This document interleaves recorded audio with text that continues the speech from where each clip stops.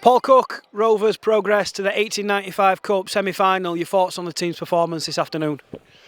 Yeah, better. We've got some round pegs in round holes, if you like, in terms of a fullback playing fullback, and a couple of halves that are very good in terms of experience. Gadwin in the middle was great. You know, they gave us a lift, and we knew that getting some players back could help us on the field.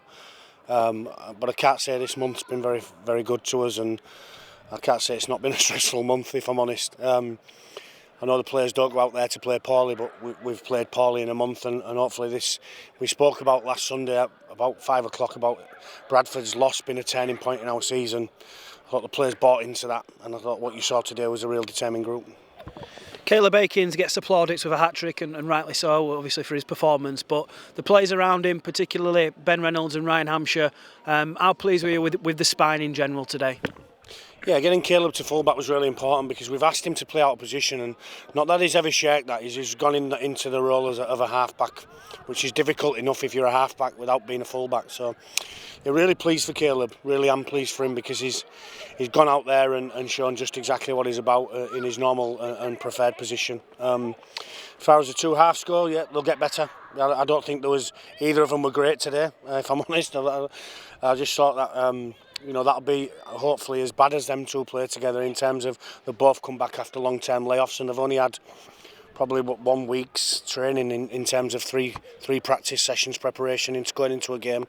I thought Jonesy did a good job when he came on, and did a good job when he went to 7 as well. That was a contingency plan this week if Ben or Ryan didn't pull through. Jubby did a nice job early in the game. Got to 20 minutes and I thought we were the better team. We just give them some pressure releases and let them out of their own end a little bit too easily with 4 penalties. So yeah, there's some stuff there still to work on. How is Benny? Obviously come off. I think if he was any good and he kicked his goals, we'd have got to 40, wouldn't we? So I've told him that, which keeps his feet on the ground. Ryan missed a couple as well. So listen, there's things this way. He's okay. It's not his ankle that was the problem. It was his hip. So as soon as we got out to a lead, Ben was always coming off the field. He's a medical miracle to get back from a syndesmosis operation inside 5 weeks. I've never known it done. I know one player who did it, Ben Crooks at Wembley. Should never have played at Wembley for Hull FC. I spoke to him last week about that, and we haven't rushed Benny back by any stretch of the imagination. He's ticked all the boxes, and we got the okay from the surgeon. So again, Ben will look after himself this week, and we'll get him back on the field next week, and hopefully the flow of the team and the consistency in the halves gives us a chance moving forward.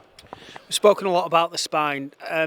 We lost Brad Day early in the game, and Nathan Wild comes on, predominantly a middle, went out into that back row, and I thought he had a decent game, Nathan. He was one of our best, I thought, today. I just said to Nathan after the game, he told me it's scary out there because you're so much more isolated.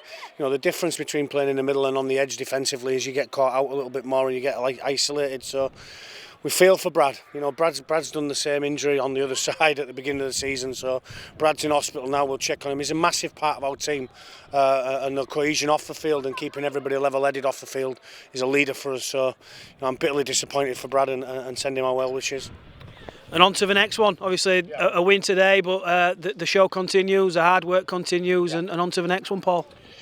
Yeah, you'll have to tell me who it is.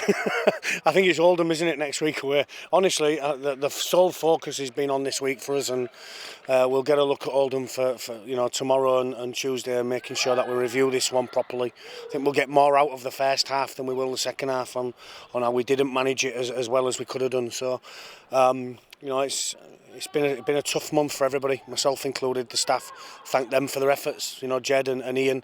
You know, we've got James Lockwood in to run the trainers. It was a massive part of the club. I thanked all the players, not just the players that played today, but the players that didn't play and prepared our team the best during the week with training and the standards in training. And we're slowly turning the corner, and I think the players have proved today they're definitely on board. And lastly, obviously the semi-final draw's not well next weekend. But the motivation's there, isn't it? Get to Wembley. Yeah, of course. Listen, I mentioned this upstairs in the bar earlier on. I'm lucky enough to win the Challenge Cup back 20 years ago now.